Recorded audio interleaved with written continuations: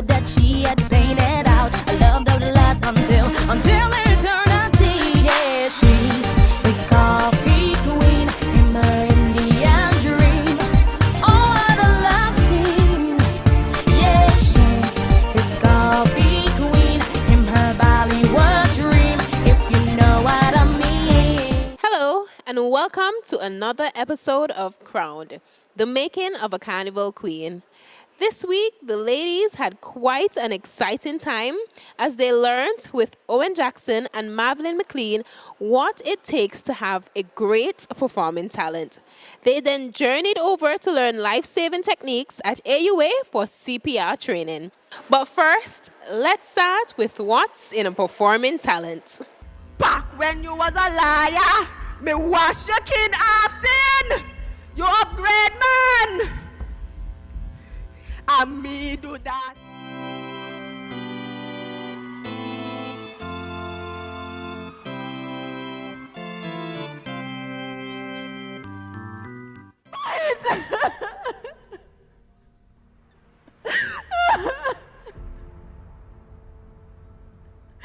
But she had no fight.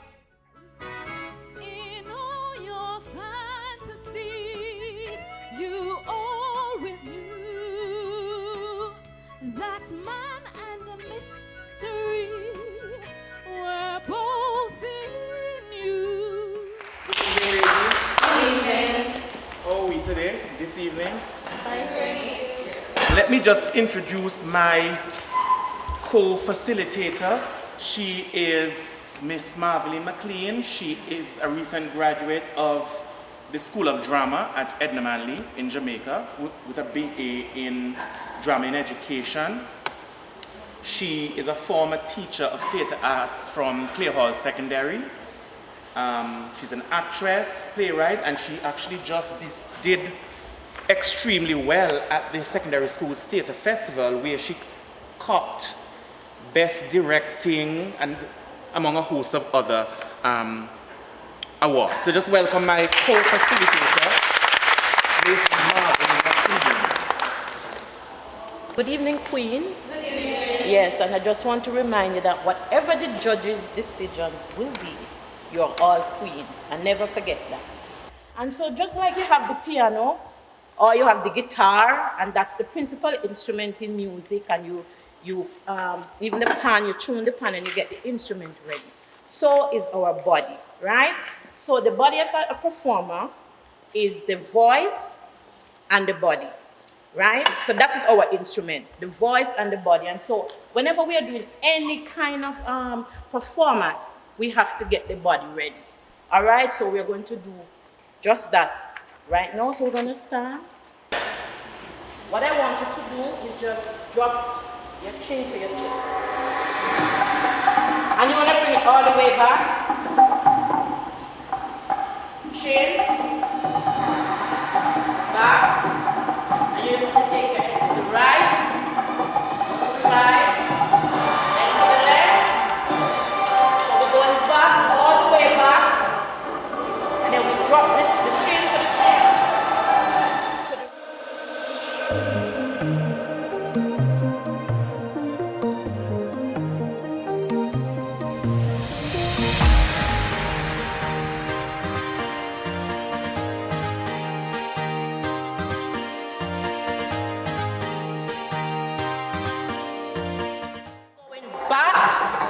Front, commit to the movement, right and left. Make it, spread your legs, and you just take it back, front, right, left. So that some of those activities might have felt quite awkward, right? But that is required of you before showing any skill or any performance that you're going to do. It is important that what we call our instrument, which is our body, that we prepare it for any performance that we're going to do, right? Tonight, what are we going to talk about? We're going to have frank and open discussions about what is talent, what is required of a talent, what are judges looking for when they're marking talent. So the first thing that we're going to do is to look at the word talent and share our ideas as to what comes to our minds when we think of talent or when we hear the word talent. So, anybody? Creativity. Creativity, yes. Next? Skill. Skill. Expression. Expression. Okay, so all these things are correct. Talent is basically natural endowment or ability of superior quality in a certain skill or certain area, right? When we speak of talent, some words that come to mind are considerable, undoubted, exceptional, rare, formidable, real, great, natural, remarkable. Anybody have any other words that you think comes to your mind when you think of talent? Unique, and that brings into question creativity as well. Go ahead, anything else?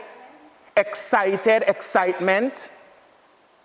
That speaks to the audience, what you're going to give them, what you're going to evoke from them if you do something that is up to par. Anything else? Any other words? Emotions, yeah, because you can sing a song and have the audience in tears. You can do a dance and have the audience in tears as well. You can do a drama piece, an acting piece, and have the audience in stitches or in tears as well. Types of talents. Let us talk about the types that we have seen, because there are many others, and there's some new ones creeping in now, right? So you have dance, of course, and you have different styles. The jazz, the contemporary, the lyrical, the Afro-Caribbean, the traditional Caribbean, the ballet, all that. And you know that ballet is the fundamental of all dance. All the dance came out of ballet, right? So you have dance, and now we also see pole dancing coming on stage as a talent, right? We also see that. And of course, we have the aerial. Right, so those are skills as well. Then we have, of course, singing, vocal. That's straightforward. You have different types. You have the calypso singing, you have R&B, you have all those types. The opera, that's a big thing creeping in now too. Then with acting now, you have drama, what we call dramatic presentation, which incorporates. Maybe you might have dance movements as the drama presentation. So it's not a straight drama. Some people call it dramatic presentation because it encapsulates other elements of the performing arts. Then you have monologue presentations, and we have seen a lot of that. And we can even go as far as to say poetry as well, right? So those all come on the acting. We have playing of instruments, the guitar, the piano, the cello, the drums, whatever. Right, so any other types that you know exist? Tell us about what you know of. Any other ones that are not here? I've seen in 2011, but it was a combination of steel pan and silk walking when they did it for homecoming speech. 2011, Yes. right? She did a combination of pan, and then she went on her stilts, and she did the stilts. Okay, I'm glad that you brought up that, because in a case like that, which one did you think was the dominant talent? Because it is the dominant talent in most cases that the judges look at. The one that takes most of the performance. I know in JCs that is what they do. They look at the dominant talent, right? One that really stood out to me most recently was Miss Casa Palmadita. I can't remember her name. Francesca Southwell. Yes. Her talent was very different. She did like the, what do you call it? Voice manipulation, Right. yes. And I thought, and she also played the piano while she did that. So I thought that was very, and it was different. I've never seen anybody really. Right, her talent was a good piece, a powerful piece, and she clearly had skills in all the areas that she did. I don't know. Okay. And what about you, Sally? Hey, tomorrow's your birthday. You have to be excited. But I don't want to get older. I don't want responsibilities. I don't want to become a woman. Oh, but why? Yeah, why? Because that stage of life makes me want to cry. Sally, don't cry.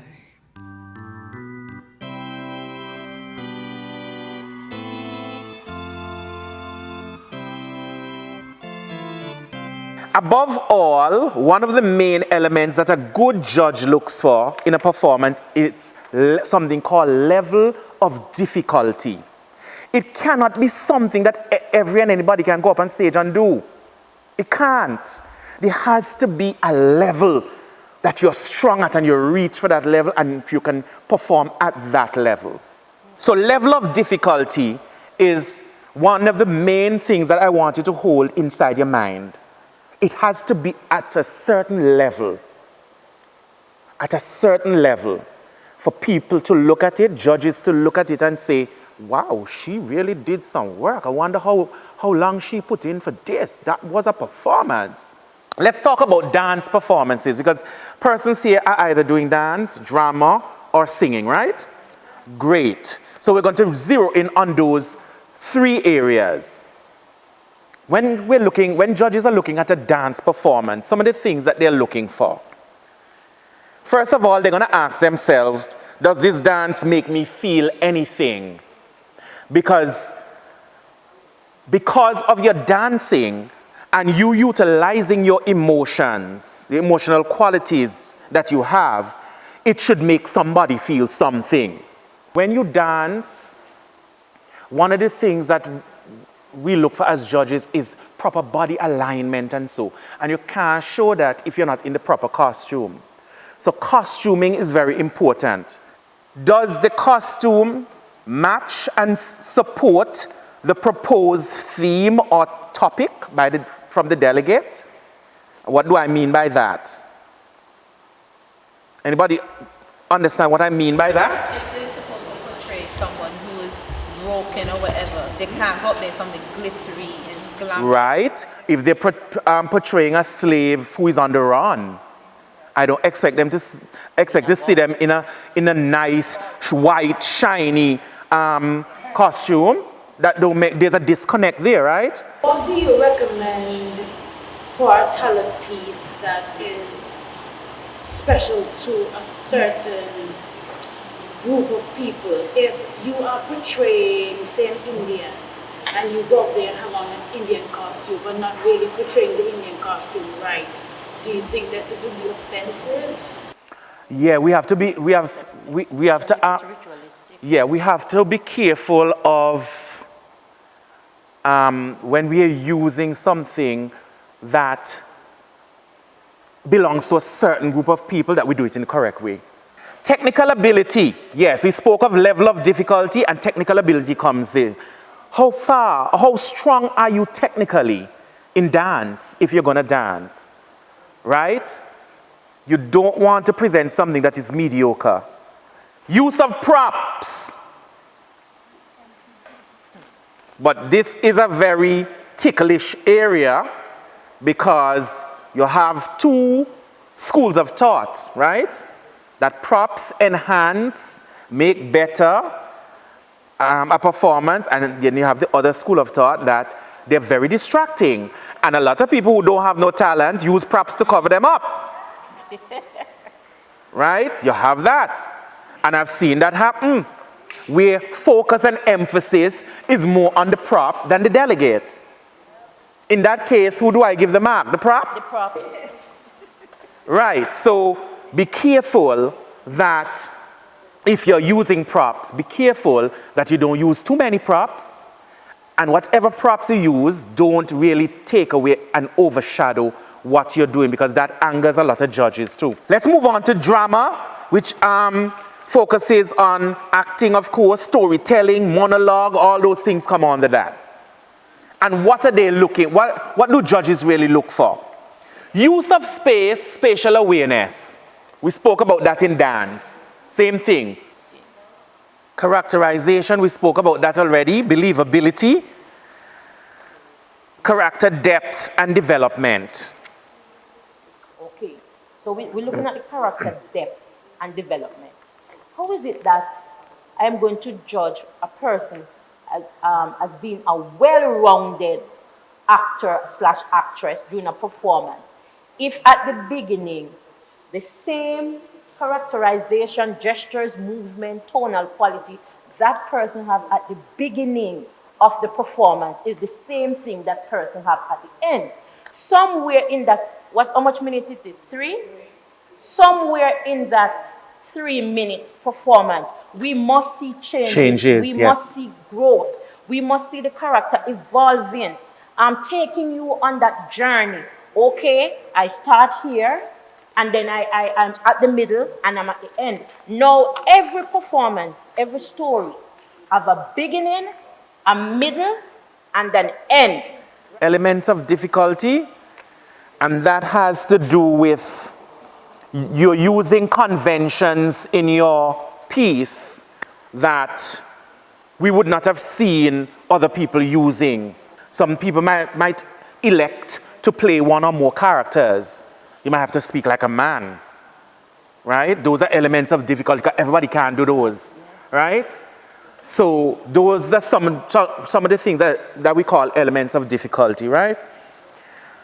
Physical elements, makeup, costume, props, lighting. We spoke of that with dance. They enhance the performance. Same thing with drama. And they're very symbolic where drama is concerned as well. Let's go into singing and some of the things that we feel that singers should have. Right? Each song, first and foremost, each song is a story that is being told by singing it. You're singing the story, right? You're the storyteller. You're just not talking it, you're singing it. It's a story. Convey the feeling of the song to the judges. Is it a song that speaks of sadness? A song that speaks of anger? A song that speaks of something that's sensual, right? Those are the emotions that you must convey according to which one you're singing.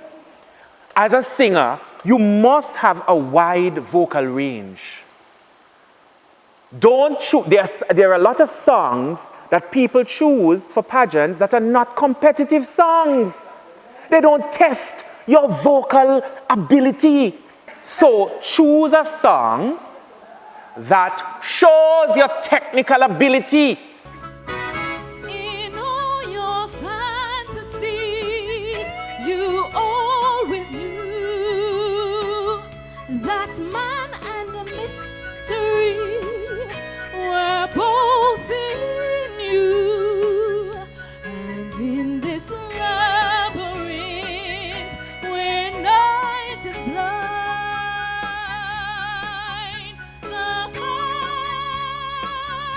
of the opera is here inside my mind. You go very high, you can hold out these notes very high, then you go very low, you go medium, you can tremble off the end of this note.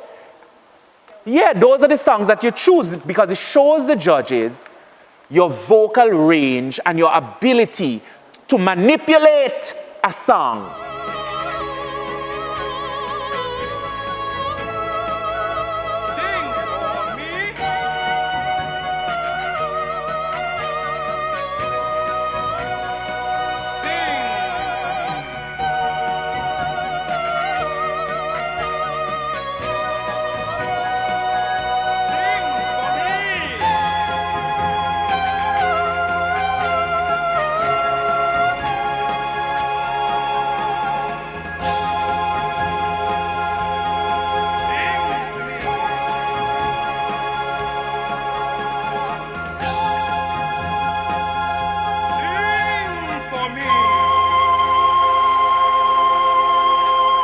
Let us talk about natural talent.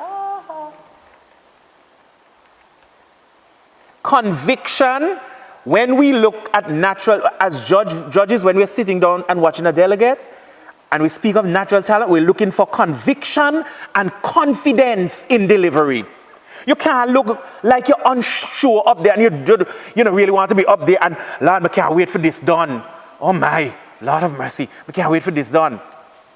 You can't look like that. But I'm a chef, so lots of people, like people that I went to school with, that they're not really into pageantry, they're like, why can't you just go and cook on stage? You'll be the first. You'll be the first. You will have to get the food to the judges for them to taste. Skillfully crafted. And creativity is in it. I Yes. mean, Something around. but what take 3 minutes What- for yes. cook? No, she would have to master it with something else. It have to be an insert. With Yeah, it something else. could be a dramatic presentation about food. Level of difficulty is something that I want you to bear in mind. It must be something that the ordinary person sitting in the audience can't just get up and go on stage and do. Okay, ladies, thank you very much for your time and listening to us. It was a pleasure being here. Mr. Jackson and Marv, I would like to say on behalf of the committee and the lovely ladies, the Enchanted Six, well, Enchanted Seven, including myself, we are so very grateful and thankful that you've taken time out of your busy schedules to come and sit with us and educate us about the expectations of the judges regarding the talent segment. I think I can speak for all of my sisters when I say that, you know, not knowing what the judges expect as a contestant, it really, you know, it helps provide more clarity. Knowing exactly what they're looking for, it takes away the nervousness because you're able to prepare yourself. And I think preparation is key.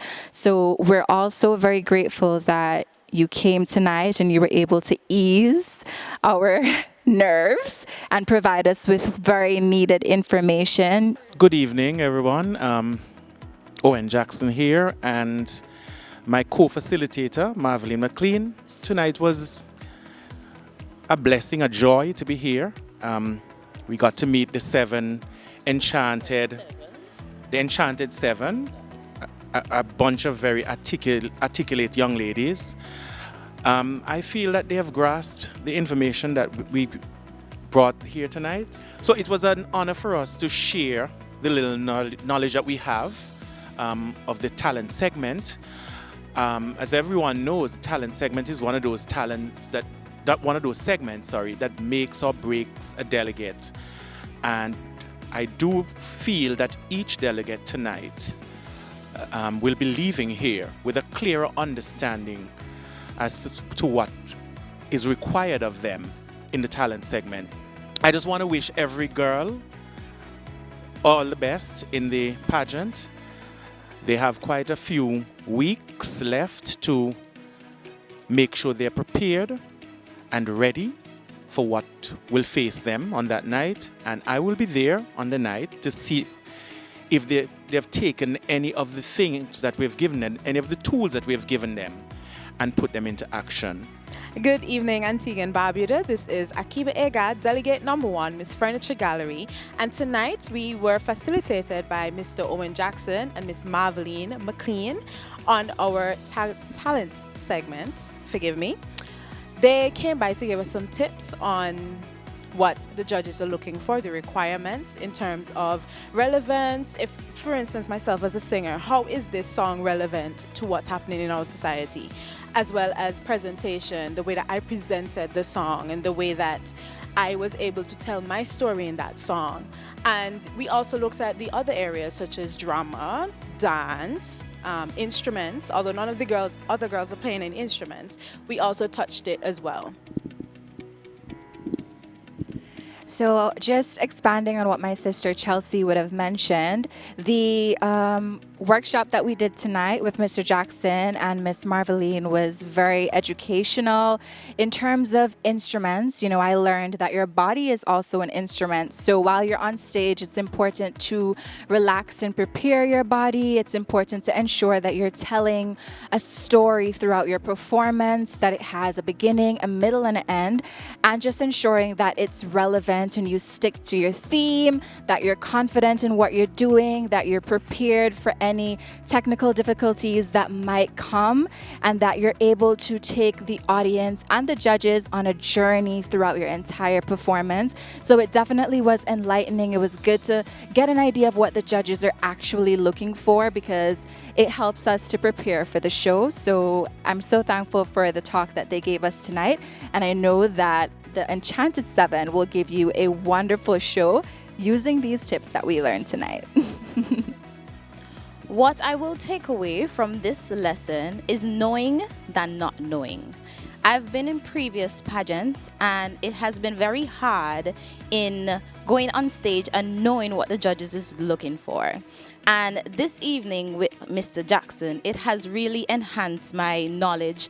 I must say this evening was quite informative. I've learned that we must be articulate and be able to capture the attention of the audience, because we want them to get the message that we are trying to give them.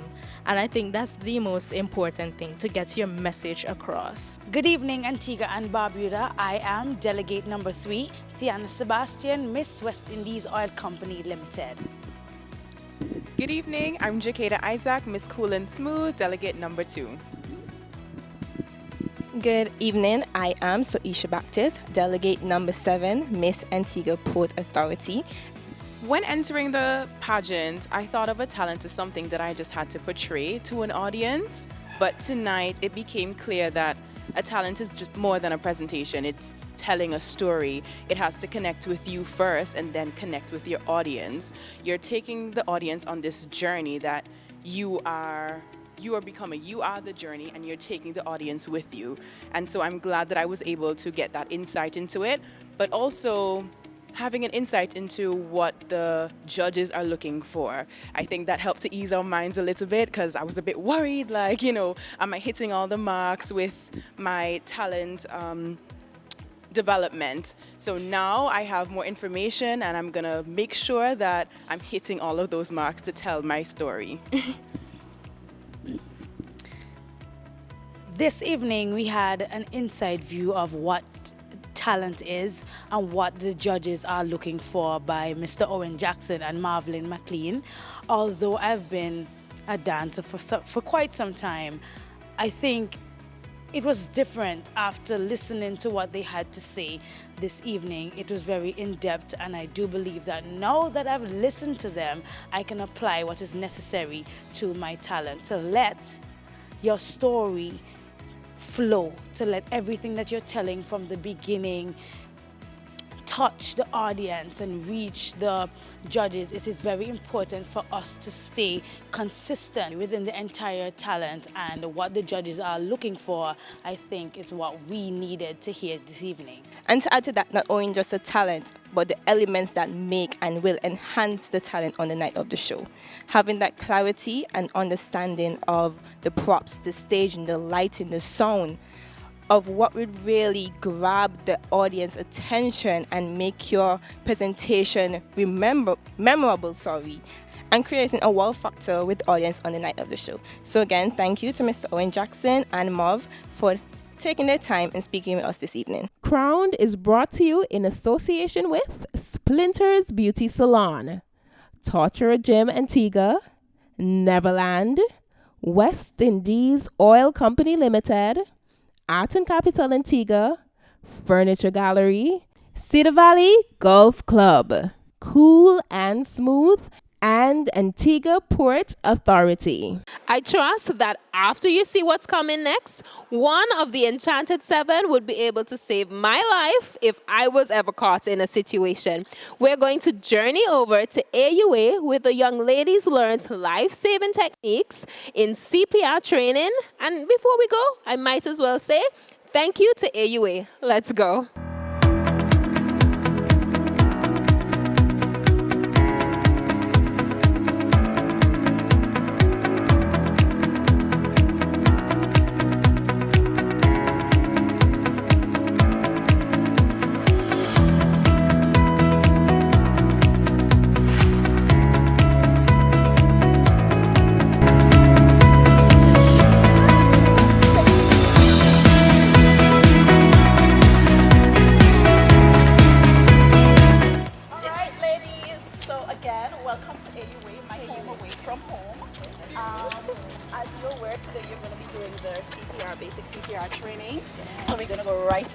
The guys are in there waiting for you, all right?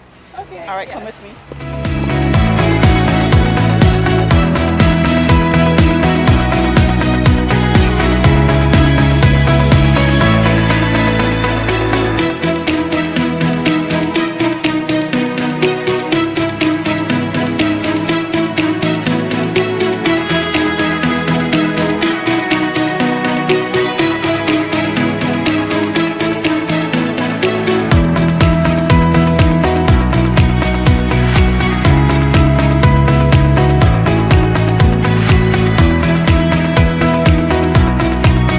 So now we're heading to the Sim Center.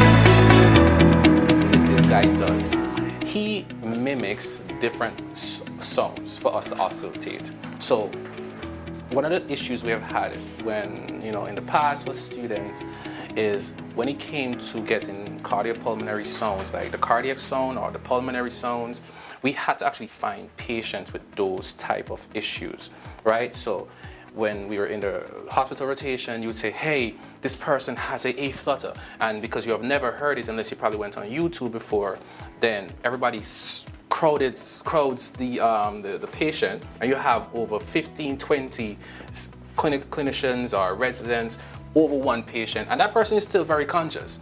And they are very much uncomfortable because now, of course, they have a very abnormal rhythm, but everybody wants to hear it. So what had happened was we decided, well, not we, a smart individual decided, hey, you know what? How can I fix this problem? And by doing such, he created this machine that allows everyone to hear it and also listen at the same time. So we can put these in? Yeah, let's turn them on. So just slide the guide.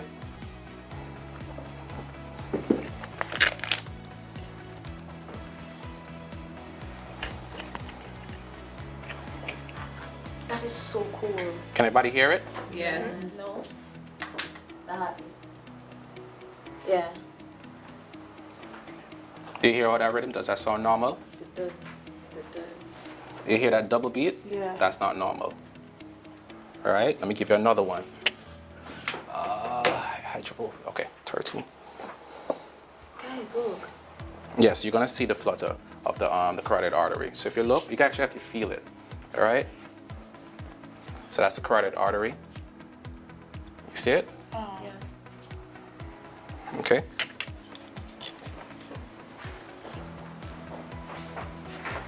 You hear the difference? This is a regular one. That's not regular. It's not regular. You hear that extra, that hit? Yeah? And once again, these are not normal rhythms, all right? So these are things that you only can pretty much get the opportunity to learn them in this step.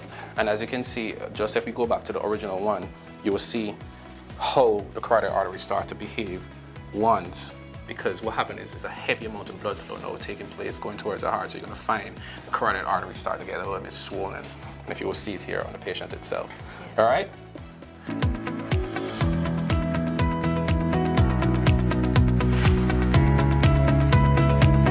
Today, our wonderful contestants are going to be participating in CPR and first heart saver training. Now, usually at the Emergency Medical Training Center, we train all manner of healthcare professionals in life-saving best practice techniques to save lives. Today, our delegates will have the opportunity to do the same. Research has shown that worldwide, the vast majority of persons that die from sudden cardiac arrest do so out of hospital.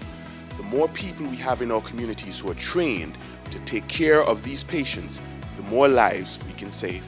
I am Thiana Sebastian, delegate number 3, Miss West Indies Oil Company Limited, and I am here at AUA with Adam this morning for our CPR training. I must say I'm very excited and I hope that we learn a lot today. This is not my first time, however I did it a lot of years ago and it didn't stick. So I pray today that the information that I received this morning would register. Hello, Antigua and Barbuda. This is delegate number 5, Kessian Samuel, Miss Arts and Capital, Antigua, and I met a new friend. Look at her. Now we're here at AUA for our CPR training, and I'm looking forward to learning something new. This is my first time, so it's gonna be a great experience, and I'm here to have fun with the girls, and as I say, learn a lot of new skills, CPR, and the proper procedures on how to perform CPR. Hi, Antigua and Barbuda. This is delegate number 1, Akiba Egad, Miss Furniture Gallery, and today we are at the American University of Antigua, which is the AUA, and we are here to do our CPR training, our first aid training, and I am extremely excited. I would have completed my training several years ago with Weems in St. Martin and here at Red Cross in Antigua. However, I don't remember anything. So I am very much happy that we are being afforded the opportunity to come here this morning or this afternoon to complete our first aid and CPR training. So guys, look forward to it. I am excited. I'm going to learn a lot about my little buddy here and the ones behind of me, so look forward to the episode. All right, take care. Akiba Egad signing out. Hello, Antigua and Barbuda. We are here at AUA. I am Soisha Baptist, delegate number 7, Miss Antigua Port Authority with... My name is Jadenique Prince, delegate number 6, Miss Neverland Antigua. We are so excited to be here to learn CPR training. Is it your first time? No, it's not my first time, and I'm pretty sure it's not going to be my last. It's not my first time either, but do you actually remember anything? I do. Okay, so I'll be working with her today so I can maybe pick up 1-2 tricks. I know it's going to be a fun experience, but hopefully we do remember and take away something from this experience. Also, everyone has a way of portraying different procedures that can be utilized in CPR, and I think that I am open to learning more and understanding more about the body and how I can assist, and you as well. Yes, and we have our lovely hat. And we have our hat right here. But I can't wait, and I'm looking forward to it. Yeah, so let's continue following us on our journey and see you next week. Hi everyone, it's Jacada Isaac, Miss Cool and Smooth, delegate number 2, and today we will be getting our CPR certification. Now, I feel like I'm certified from all the years of watching Grey's Anatomy. I've seen them do CPR, so I think I can do it. I hope I can do it. But I'm really excited. I'm excited to put what I've seen on TV to practice. I don't think it's going to go exactly like that, but I can't wait for the experience, and I think it's such a good thing that we're doing this to become more well-rounded ladies in this pageant, and thank you so much to the committee for incorporating this training in our journey. Hi, Antigua and Barbuda. I am Ishikeli Corbin, contestant number 4, Miss Cedar Valley Golf Club, and we're here at the AUA campus for a CPR training today. It is not my first time, so I'm very happy to be doing it again, and I hope to see if I do remember what I learned years ago with the Red Cross Association. I think that this is something that is important for a lot of people to learn, so if you are interested in learning how you can one day save a life, I think this is something that you should also try to do for yourself, maybe in partnership with the university or the Red Cross Association. And I would love to extend a heartfelt thank you for the university for inviting us to learn such an important skill. And you never know, maybe one day I might be in a position to save your life. Welcome to the American University of Antigua. On behalf of the Vice President, Mr. Vernon Solomon, we welcome you here today. And we hope and endeavor that the skills you learn today, you will put it into practice. We are pleased to be part of this initiative and to ensure that you become well-rounded young ladies. And I wish you all the best in your endeavors. And today, Mr. Hibbert, who will be your instructor, will guide you through these sessions. Again, welcome. Today, I'm here for you. I want to make sure that you guys leave here with adequate skills and understanding that in case of an emergency, you guys come out and actually can help someone. All right? So we're not just here for the pageantry, we're also here to help someone. The term heart attack is often mistakenly used to describe cardiac arrest. Although a heart attack may cause cardiac arrest and sudden death, the terms don't mean the same thing. But when and how do you provide CPR? Has the person had a heart attack or cardiac arrest, and what's the difference? Let's talk. First question I want to ask, what does AED stands for? All right. Anyone, who can explain the difference between a cardiac arrest and a heart attack? Oh, she's ready. She's like, okay, I was listening. Go for it. So with the cardiac arrest, it's like the heart is quivering. So it's erratic pumps of the heart, and it causes that you can't have any blood flow to the brain, to the organs, throughout the body. But then with the heart attack now, is that there's a clot within the blood vessels. So then you have like You've done this before. Yes, indeed, she's right. So whenever we have any irregular rhythm, especially ones that are not allowing for pure circulation, of course, that is considered a myocardial infarction or a cardiac arrest. And as such, we need to do chest compressions for that individual. But which one can we notice on an individual without them actually being on the ground?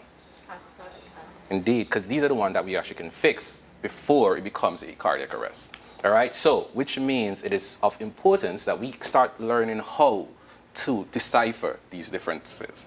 Make sense? Yeah. Is gasping breathing? Gasping? Excuse me? Yeah, is gasping breathing? So, can you try to get the out? Is it? No, not really. You're Gasping, trying to get the out, but it's not.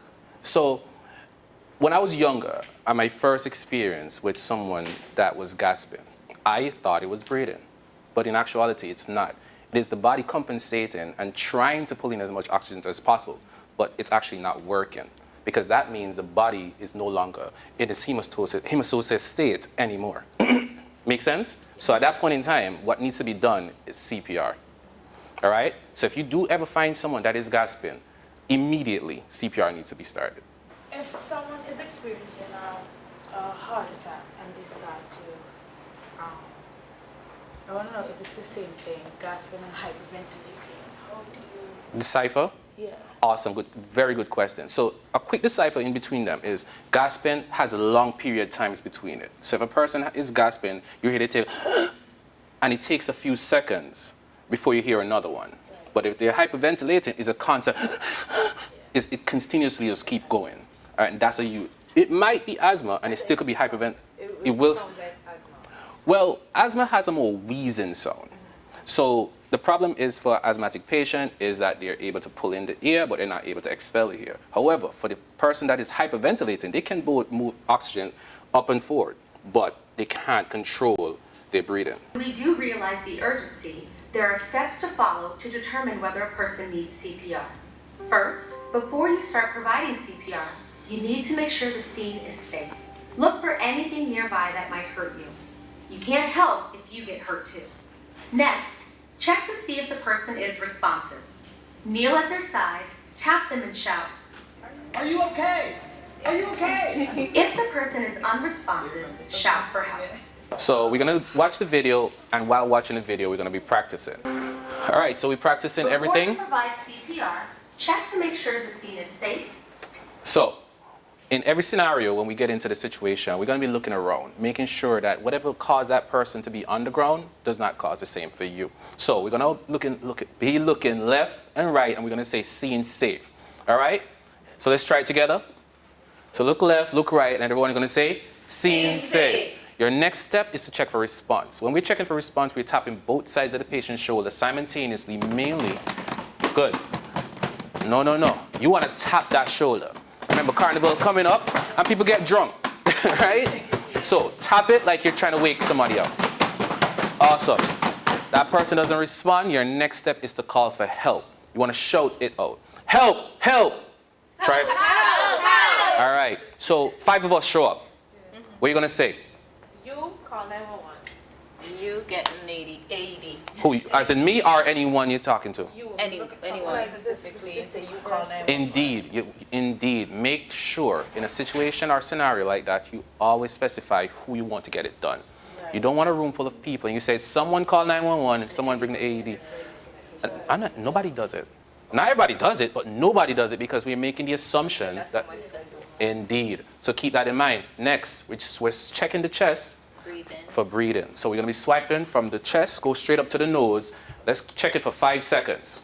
All right? Now, if the person is breathing, you would automatically feel it rise and fall off the chest, or you feel that hot air coming off from the nose, right? Yeah. The person isn't breathing, then we're going to move into our next step. So let's practice it from the top again, from scene safety.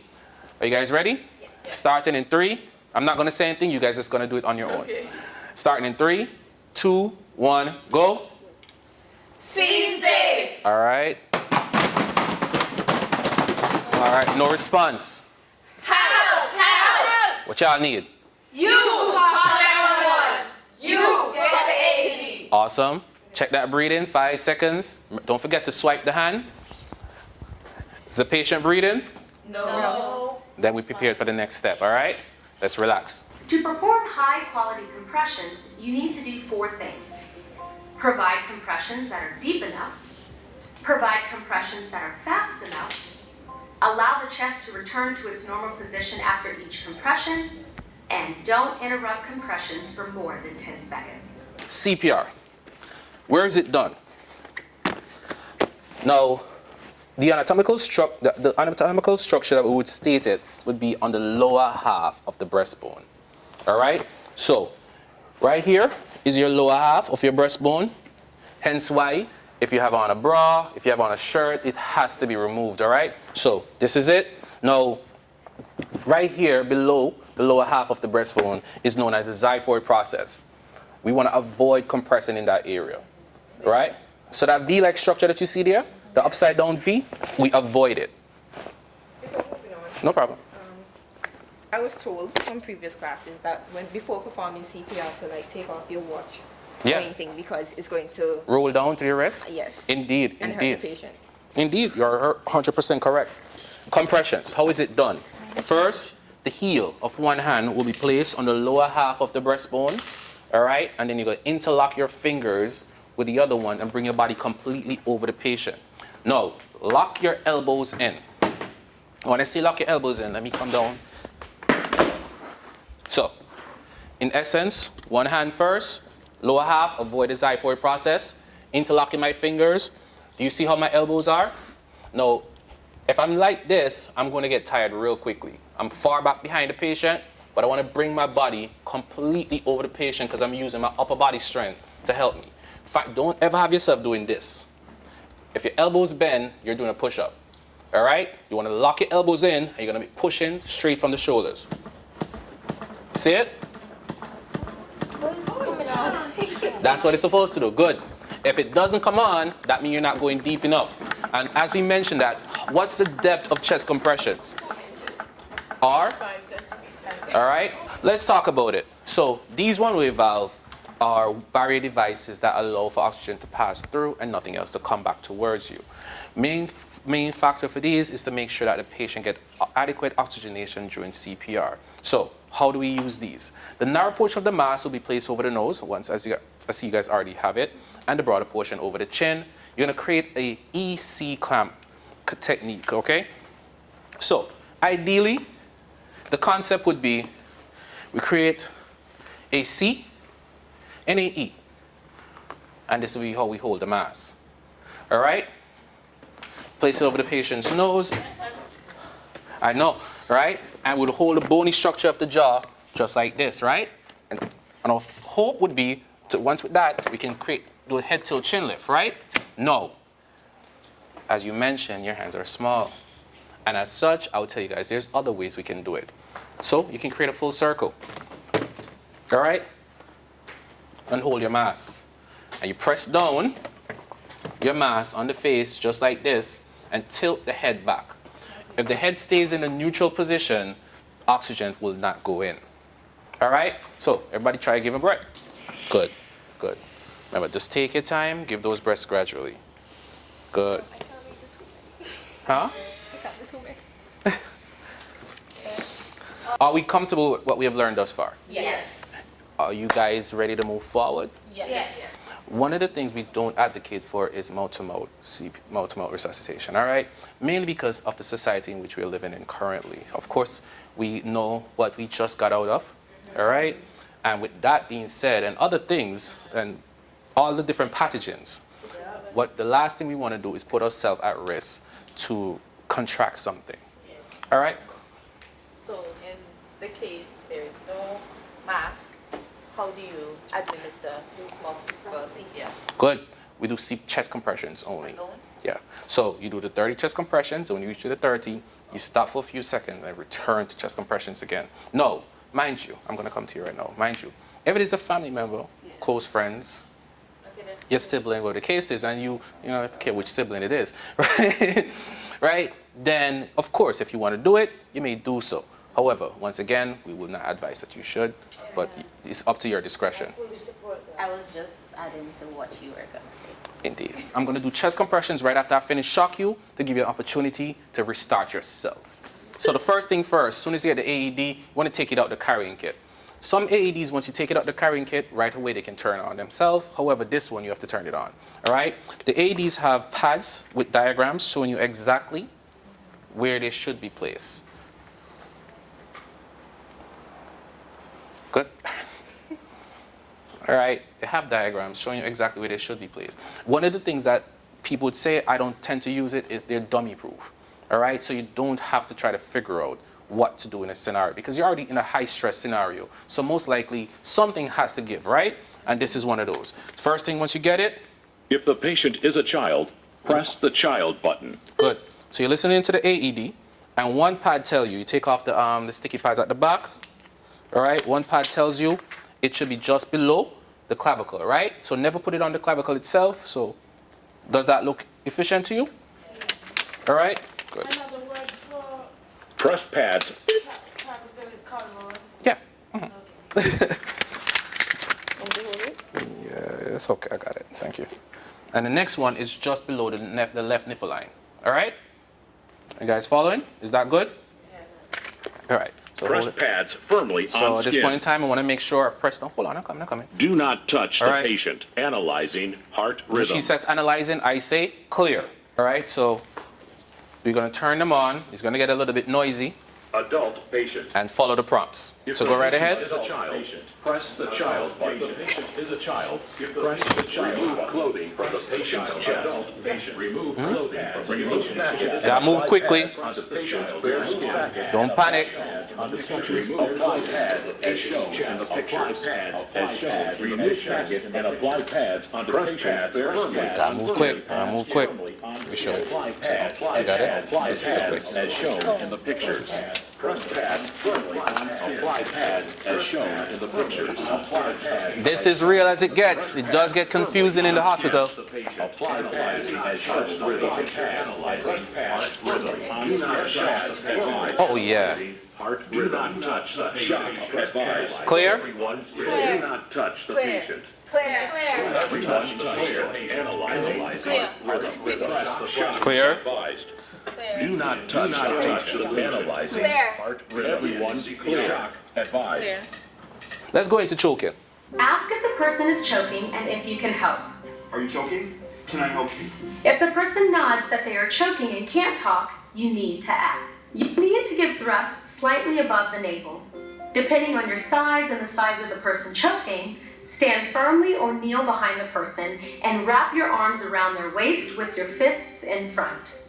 Be sure to position yourself so that you are stable in case the person collapses to the ground. All right, can I have somebody come up and help me with this demonstration real quickly? Yeah.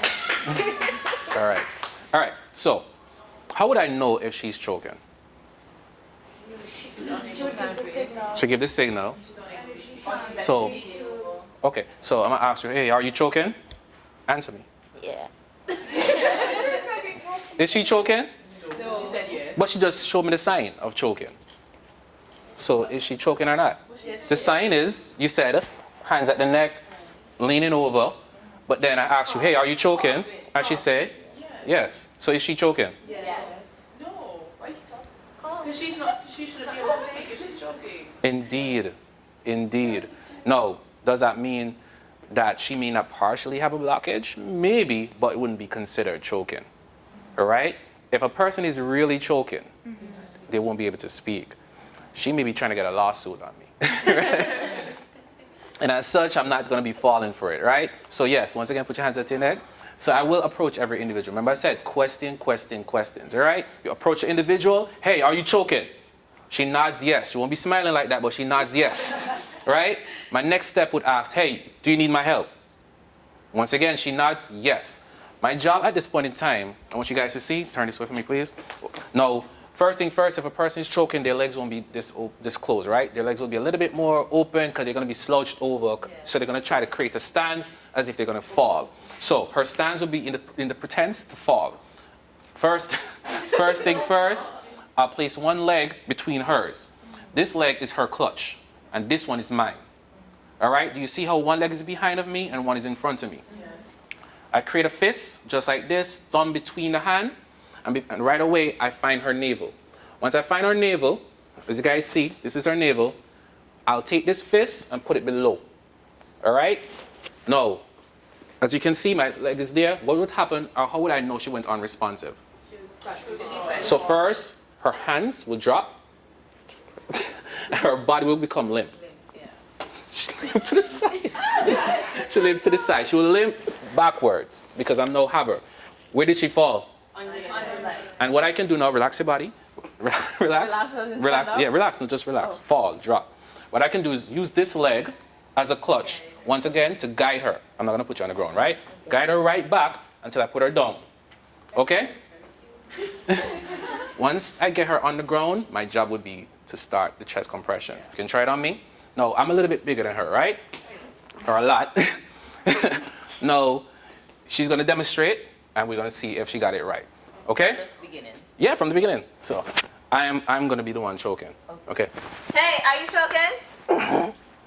You sure? You need help? Oh yeah. Can I help you? No? Walk away, girl. What can I do to help you? Okay. He falling.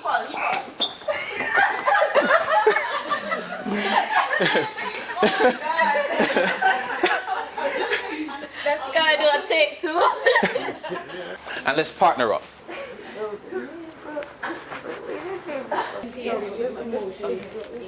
Time, so boom. And there's nobody choking standing upright. They loot. All right. Let's talk about infants choking. First, one hand holding the bony structure of the jaw. Put the baby over your forearm. Then you're going to put the baby over your leg. All right? Use one leg. And you're going to have the baby facing downwards. Pretty much like you want the baby to fall out your hands. You guys seeing it? Mm-hmm. No. You have the infant downward spiral. So gravity is one of your help right now in this situation. This infant is choking, right? So what you want to do is slap off the back. All right? So this is a concept. 1, 2, 3, 4. Have your baby downwards. We're going to move a little bit faster like it's supposed to be done. That was just practice. Are you guys ready? Yeah. All right, so the first set, are you guys ready? Yes. Set, go. 1, 2, 3, 4, 5. Hold our head, flip the infant over, chest compression. 1, 2, 3, 4, 5. Look in the mouth. See the object? No? Let's flip the infant over. 1, 2, 3, 4, 5. Hold the baby's head, flip him over. 1, 2, 3, 4, 5. Do you see the object? No? Once again, let's go. 1, 2, 3, 4, 5. Hold the baby, flip him over. 1, 2, 3, 4, 5. Look in the mouth. See the object? Yes. Yes? Go. Yes. All right. At this point in time, you guys can give yourself a round of applause. You have came to the end of your CPR training today. On behalf of the 7 Enchanted Ladies, we would like to thank you so much for this informative session. And I think right now we're just all equipped to go and save a life, no matter how old you are. And it was a fun experience. We got some hands-on practice. It was a little tiring, but we pushed through, and now we can push through if the time ever comes. Hopefully it doesn't, but we thank you so much for taking the time out to teach us and to train us for CPR. Anytime. Thank you guys for being here. Thank you. Hi. So today we just completed our CPR training with Dwayne. It was very informative, a little tiring, I must say. CPR is not easy. The medical field is not easy, so I give the doctors and nurses props to what they do every day, saving lives. What would you say? It was great. I think the best part for me was learning how to administer CPR on babies because it's quite different from adults. You have to be, more gentle with it. And I think it's great for us to learn that. And for our field, we're in hospitality, we're in the kitchen. It's a very high risk environment. So it's great for us to learn this. And I hope that you too can come out and learn. They offer the trainings at AUA. So come out and learn because you can save a life. You never know. Yes, it's a beautiful day to save lives. Hi guys, so we just finished our CPR and AED training, and I must say it was very informative and hands-on. I learned that there were different methods of doing the procedures, because when I learned it a few years ago, there were some things that were not the same, but I'm happy to have learned it either way. I feel very confident that I can, save my loved ones or my friends. And if ever in a position, which I hope I am not, I feel confident that I would be able to help save a life. So if you're interested, as Jacada would have mentioned, please reach out to the university or the Red Cross Association and learn how you can save a life too. Yes, hello everyone. I am Cassian Samuel, and as my sister mentioned, we've just finished our CPR training. Now, this has been my first training, and I know, as you know, we modernize the methods to do CPR and AED training. It has changed. So we learned the different ways and the different methods, and hopefully we know how to apply it when we're caught in a situation. So guys, Thiana Sebastian here with you again, and we've just concluded our training in CPR and AED training.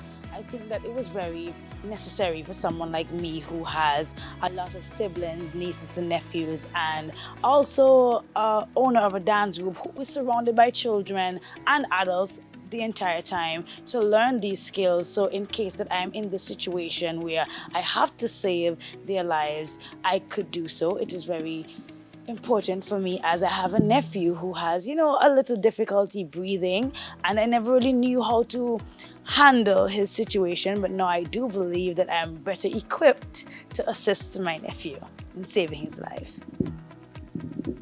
Well said, Thiana. This is Akiba here with you once again. And just to add to what all the other young ladies would have said, is that we don't necessarily need to be in just a workplace. It can be probably a restaurant or walking on the side of the road and we notice someone needs help. We're now equipped to help someone. I just would like to thank Dwayne and AUA for hosting us this morning, and for just saying thank you for me personally for allowing me to properly master being a trained CPR personnel. And going forward, I will definitely, if anyone needs help, I'll be the first person to jump up and be like, okay, let me help you. Do you need help?